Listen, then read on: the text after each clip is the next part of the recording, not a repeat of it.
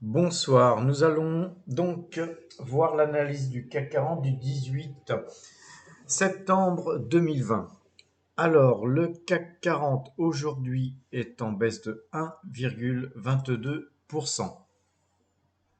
Alors, graphiquement, toujours dans ce triangle, nous évoluons et là certainement vers la baisse, puisque effectivement aujourd'hui un beaucoup plus gros volume a été traité dans cette baisse. On voit donc une bougie de décrochage.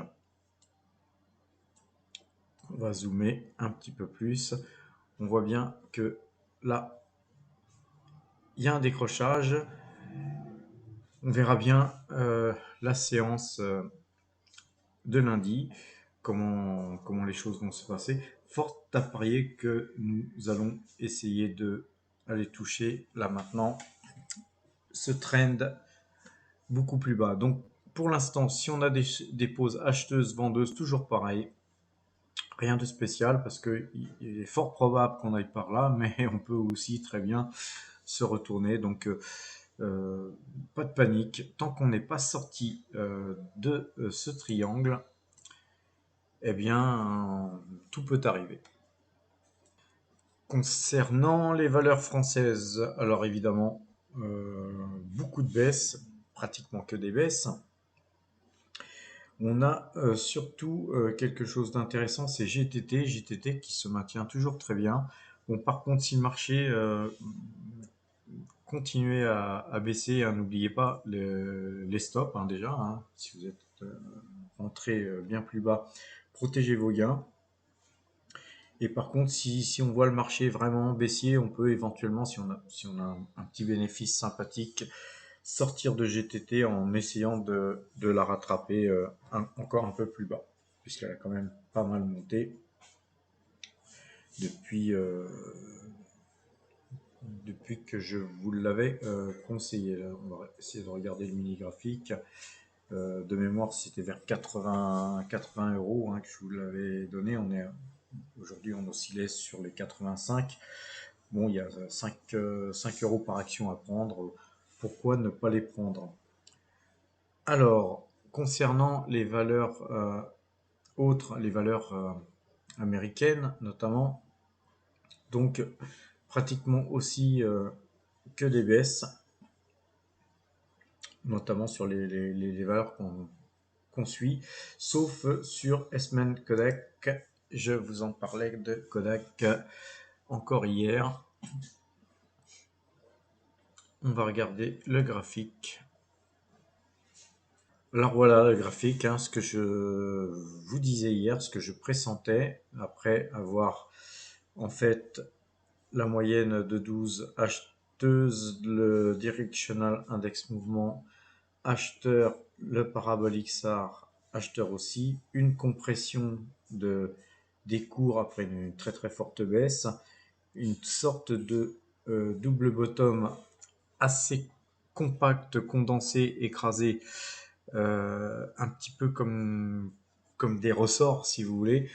Là, on a gapé quand on a relâché un petit peu la pression. On a explosé à la hausse avec un énorme gap, parce qu'il faut voir que ce gap est quand même euh, gigantesque.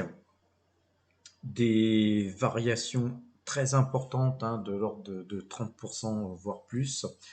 Et aujourd'hui, donc, en fait, on a encore ouvert avec un gap.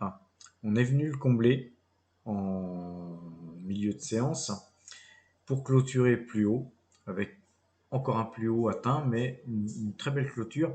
Donc là, on est exactement sur une configuration très haussière, comme je vous l'avais dit hier. Donc aujourd'hui, on prend voilà 11,96%. C'est toujours ça de prix. On déplacera ses stops. Évidemment, on va pas coller ces stops, on va pas coller ces stops dans la monnaie. On va pas se mettre à 11 euros par exemple, parce que lundi, à l'ouverture du marché, si vous mettez à 11 euros, vous avez de grandes chances d'être touché. Donc, placez vos stops quand même beaucoup plus bas si vous avez effectivement des gains assez importants. Moi, je dirais que le point là, ici, ce point-là, c'est 9,84 €. On pourrait mettre 9,80 €. Ça serait un très bon stop. Et par contre, si le marché explosait lundi, hein, si la bougie euh, prenait au moins 5-6%, on placerait plutôt ces stops sous le plus bas ici de la séance qui est 10,71. Donc, non, c'est 10,83, pardon. Exactement. Donc, on placerait son stop à 10,80 si le marché ouvrait au-dessus de 12,70 et qu'il dépassait les 13. Effectivement, on déplacerait son stop à ce moment-là. Donc, ne collez pas vos stops trop proches des cours, sans quoi vous avez toutes les chances d'être stoppé. Donc, toutes ces baisses nous procurent d'excellentes occasions. Il faut toujours avoir des liquidités, hein. On voit que CNP Assurance perd pratiquement 4%. On a des belles valeurs, hein, qui baissent énormément, comme Thales par exemple. Je vous en parlais dernièrement. C'est une valeur que je surveille pour rentrer aussi. Donc CNP Assurance, Thales. Et puis aujourd'hui, j'aimerais vous parler je vous avais aussi parlé, alors aujourd'hui Tesla prend 4%, hein, plus de 4%, mais je vous avais dit que Apple, on va regarder le graphique encore d'Apple, le voilà le graphique, donc on a la moyenne de 12 qui est vendeuse, le Directional Index mouvement vendeur, Parabolic SAR vendeur, pratiquement de toute façon tous les indicateurs sont vendeurs là-dessus, hein, sauf du très très long terme. Donc je vous avais dit qu'on avait ici une tête et un semblant d'épaule. On voit ici une épaule ici, une épaule ici. Donc évidemment c'est un petit peu tordu, hein. On a une tête-épaule un peu tordue, mais c'est quand même une tête-épaule. Il faut savoir lire, on va dire, entre les lignes. On est en train de là casser la ligne de coup. On voit bien, je vais quand même mettre le trend pour vous le montrer.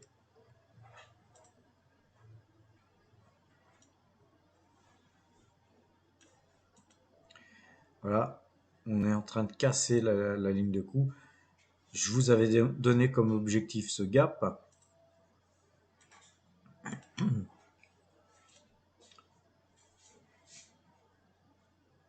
Qui était dans les 96 et des broquettes, hein.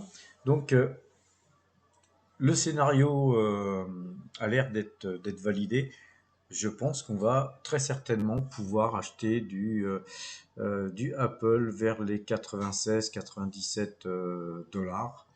Donc on attend, on guette, hein, on guette comme des vautours, on tourne autour du truc et on attend, on attend. La bourse, c'est aussi beaucoup de patience. Savoir rien faire, c'est aussi une grosse qualité dans ce métier. Alors j'aimerais vous parler d'une valeur aujourd'hui qui baisse de 10,67%. C'est Unibail Rodamco, Westfield. Et là, aujourd'hui, on a un énorme volume avec une baisse très très significative. Donc oui, plus de 10%.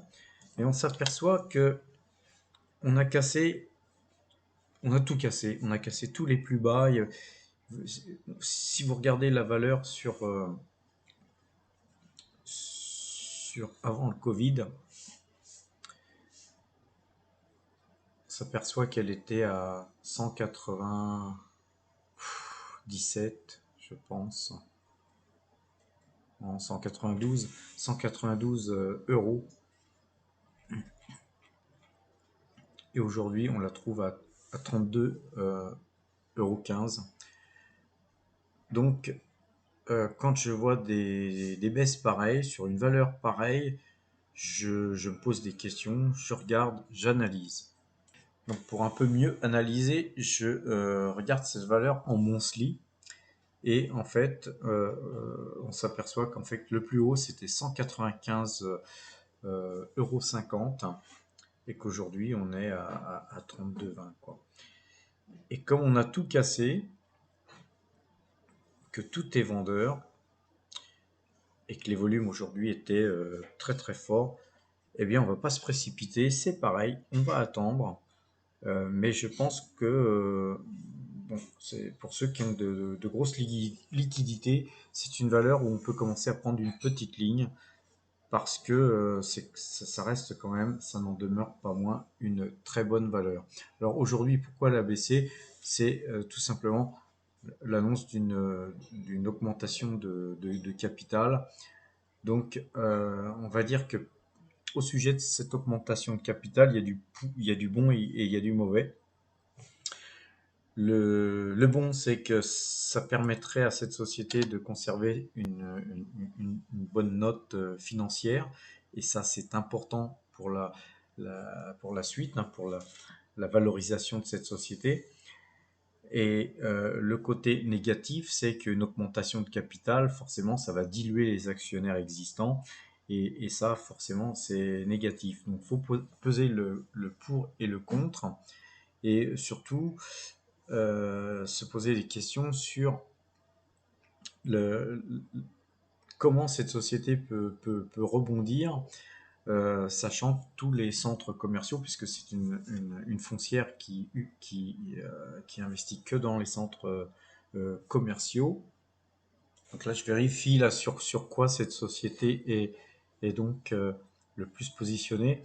On sait que fin 2019, le patrimoine immobilier est évalué à une valeur brute de marché à plus de 65 milliards d'euros. Donc c'est quand même pas une petite société, loin s'en faut. Les actifs sont répartis dans les centres commerciaux à 86%, donc c'est effectivement ce que je pensais me rappeler, une société qui est excessivement euh, centrée sur les centres commerciaux. Après, il y a 6% de bureaux et après 5% d'espace, congrès, exposition. Donc, très très euh, sujette aux problèmes en fait liés au Covid. Donc il est certain que cette société comporte un risque inhérent au Covid qu'on voit grimper tous les jours aujourd'hui. Donc c'est vraiment sur le long terme qu'on se positionne sur une e-buy. En plus, c'est de l'immobilier, hein. L'immobilier, on le fait sur du long terme. Si on commence à prendre une petite ligne aujourd'hui, moi je ne vais pas le faire, hein, mais je serais pas contre, hein. Je pense que c'est pas forcément une mauvaise chose à faire. Par contre, j'attendrai peut-être de voir cette valeur sur les 30 euros, voire 28 euros. Je pense qu'on risque très certainement de l'avoir sur ces zones-là. Et là, peut-être que là, moi, personnellement, je commencerai à faire ma première ligne. Voilà, je vous souhaite une bonne soirée et surtout un excellent week-end. À lundi.